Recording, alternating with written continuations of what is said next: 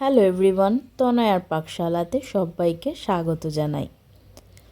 শীতকাল মানেই হচ্ছে পিঠে পাটিসাপটার দিন, আর সামনেই হচ্ছে আমাদের সংক্রান্তি।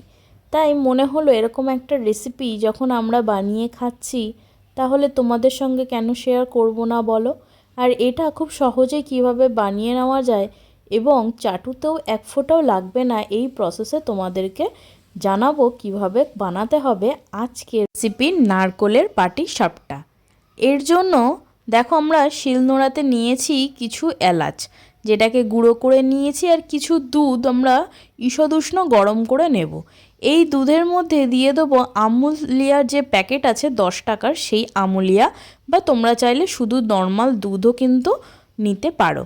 এই দুধটা ঠিক আঙুল চুবিয়ে রাখা যায় এরকম গরম থাকলেই যথেষ্ট। এখানে আমরা 2টো প্যাকেট ইউজ করেছি 10 টাকা দামের। এই দুধে দিয়ে দিলাম সেই এলাচের দানা, যেটাকে আমরা গুঁড়ো করে রেখেছিলাম।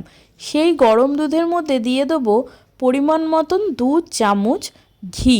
ঘিটা মেল্টেড হয়ে যাবে এই গরমের মধ্যেই, তাতে খুব সুন্দর একটা গন্ধ আসবে এই পাটিসাপটা থেকে।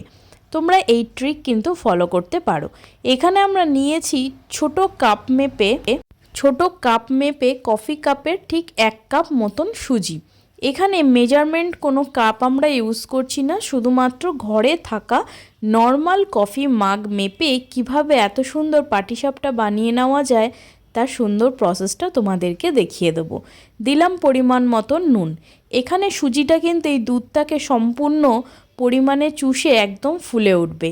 ওই কাপ মেপেই দিয়ে দেবো পরিমাণ মতন ময়দা। 1 কাপ সুজি, 1 কাপ ময়দা। আবারও এটাকে খুব ভালো করে এইভাবে একটু নাড়িয়ে নিতে হবে। তোমাদের যদি মনে হয় গাঢ় খুব বেশি হয়ে যাচ্ছে, তোমরা কিন্তু এখানে জল ইউজ করতে পারো বা দুধ ইউজ করতে পারো। এবার ঢাকা চাপা দিয়ে অন্তত 5 থেকে 10 মিনিট অপেক্ষা করব। দেখো, এখানে সুজি কিন্তু ফুলে ডবল হয়ে গিয়েছে। এবার এখানে আমরা কিছুটা জল ইউজ করছি, তোমরা চাইলে দুধ অ্যাড করতে পারো। এটাকে একটু পাতলা করে নিতে হবে। দেখো, খুব ভালো করে এইভাবে নাড়িয়ে নেব। এবার এই কাপ মেপেই সেম কাপের 1 কাপ মতন দেব আমরা চালের গুঁড়ো। চালের গুঁড়ো তোমরা যদি ঘরে বানাতে পারো তাহলে সেটা ইউজ করো, আর এখন তো মার্কেটে অ্যাভেলেবেল, তোমরা চাইলে সেই চালের গুঁড়োও কিন্তু ভালো চালের গুঁড়ো ইউজ করতে পারো। আমরা খুব ভালো করে এইভাবে নাড়িয়ে নেব। দিচ্ছি এবার পরিমাণ মতন ওই কাপ মেপেই 1.5 কাপ মতন চিনি। দেখো, চিনিটাকে দিয়ে দিলাম প্রথমে, আর একটুখানি চিনি দেবো, দিয়ে সম্পূর্ণটা দিয়ে দিলাম। চিনিটা তোমরা চাইলে তোমাদের স্বাদ অনুযায়ী অ্যাডজাস্ট করে দিতে পারো। তোমরা চাইলে কিন্তু এখানে ঝোলা গুড় বা পাটালি গুড় কিন্তু গুলে এর মধ্যে অ্যাড করতে পারো। দেখো, খুব ভালো করে এখানে এইভাবে ব্যাটারটা বানিয়ে আমরা রেখে দেবো ঢাকা চাপা দিয়ে, ততক্ষণে পুরটা বানিয়ে নিই। দেখো, এখানে আমরা একটা নারকেল নিয়েছি, যেটাকে খুব ভালো করে ফাটিয়ে নিলাম। এবার নারকেল কোড়াটাকে দিলাম কড়ার মধ্যে। এবার এর মধ্যে দিয়ে দিতে হবে সেই গুড়, যেটা হচ্ছে আমাদের বাঙালির শীতের আসল ইমোশন, তাই না বলো? গুড়ের জন্য এখন গুড় সারা বছরই হয়তো পাওয়া যায় ঠিকই, কিন্তু এই শীতের দিনে গুড় খাওয়ার মজাটাই কিন্তু আলাদা, তাই না? তোমরা যদি আমাদের সাথে একমত হও, অবশ্যই কমেন্ট সেকশনে জানাও যে তোমাদের কেমন লাগলো, আর তোমরা আমাদের সঙ্গে সহমত কিনা।